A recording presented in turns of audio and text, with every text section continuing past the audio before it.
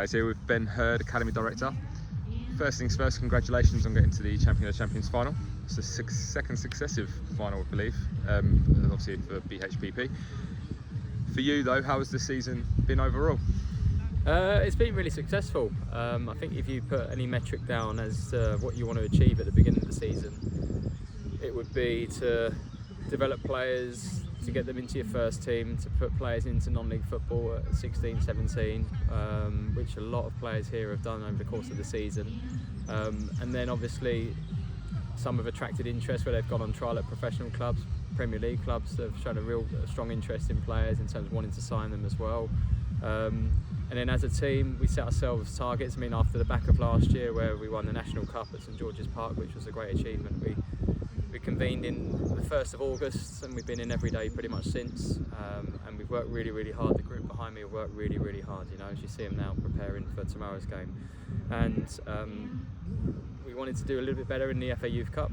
Okay, it wasn't, you know, it was a little bit of a disappointment, and then National Cup we wanted to regain, which we again didn't do. We went out on penalties to a team, you know, who, you know, I felt we should have won. And then that's probably galvanised us and, you know, given us good lessons throughout the season. But during the season we've gone undefeated in our league, so we've won 17 out of 18 games in the league and drew 1. And then obviously subsequently going through into the Champions, which is a great competition in itself because it's 11 leagues up and down the country, so it's nationwide and it's the best teams who have won their league playing in a head-to-head knockout competition. So for us to be getting into the quarter-final initially against Rushden Diamonds, beating them, and then obviously going in last week against Barking and beating them on penalties, takes us into the final tomorrow against Dartford. So all in all, a really, really successful season in my opinion, you know, and it's something to look back on with pride. However, for me, just now and in this moment, it's just another day. It's just another game to go and win, and that's the big thing really. And I think last year, the boys that won the cup last year, it's really important winning. It teaches you how to win, and the feeling of winning is something that stays with you and you want more of it. And tomorrow we want to go and win. Obviously we don't just want to turn up and go, well done, we're in the top 2 in the country at the level. We want to go and win it because that's what football is about. So you mentioned about the obviously the going unbeaten during the season, the winning mentality that's been driven into the players is evident to see. So the 17 games that you won, and obviously the one that you drew, I believe, was Barnet away when you came back from behind to protect it. It was a very similar one against Barking in the semi-final, where you went behind, but your players pulled themselves back together, showed really good character, and got themselves back into that game and won it. But how much does that mean to you, from the side watching that, to see them be able to do that on the pitch? Yeah, no, it's actually, I haven't really thought about it until you mentioned it really. But yeah, no, it's, because we were 3-0 down against Barnet and came back to drew 3-3, and actually should have won it with the post in the last minute. And then last week, against Barking, big game, 2-0 down with 20-25 minutes to go is difficult. So it's a testament to the character in the team, but we've got good players in the team and players that can affect the game. And there were players on the bench last week, for example, that came on and affected the game. So it's not just 1 to 11; it's everybody playing their part in it, and that's what you need when you want to win tournaments and big games. You need everyone to play their part because invariably you're going to bring someone on, and you need them to help change the game in one way or another. I'll say in a short space of time, obviously some of the boys have been here for 2 years, some have only been here for a year, but you see the atmosphere growing, and you see from the outside, for me looking in, the atmosphere you see is fantastic, how close-knit those boys are when they're sort of off the pitch, and it shows more or less when they get onto that pitch, where they're always there fighting each other's corners. And you saw it, like you said, with the 2 players that came on into the semi-final to change the game. Archie came on, got an assist, and got the equaliser. Zen came on and had a huge impact.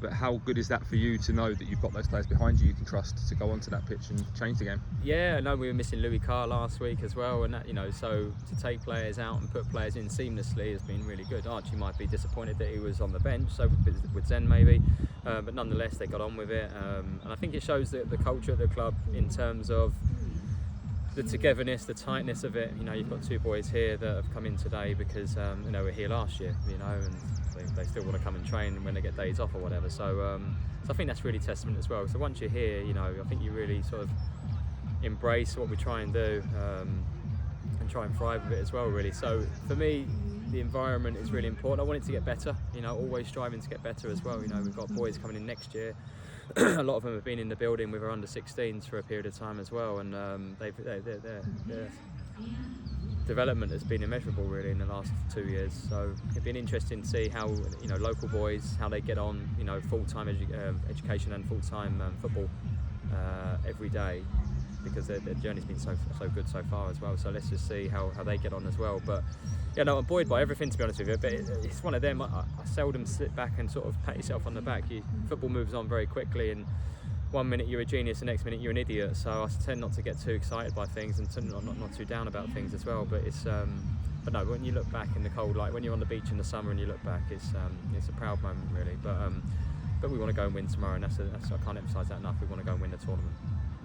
Well, good luck in the final, and obviously we'll all be there supporting you. But have you got a message to anyone that try and get the sort of Hartford faithful coming along to watch? Yeah, come down. Yeah, it'd be great to have as much noise and drums and everything as possible. Really, make it a partisan crowd as possible and support the boys, because you would have seen some of these in the first team and supported them. People like Billy, people like Kirai, that played a lot of games, and Sonny, that played a lot of games in the first team, will be in goal as well.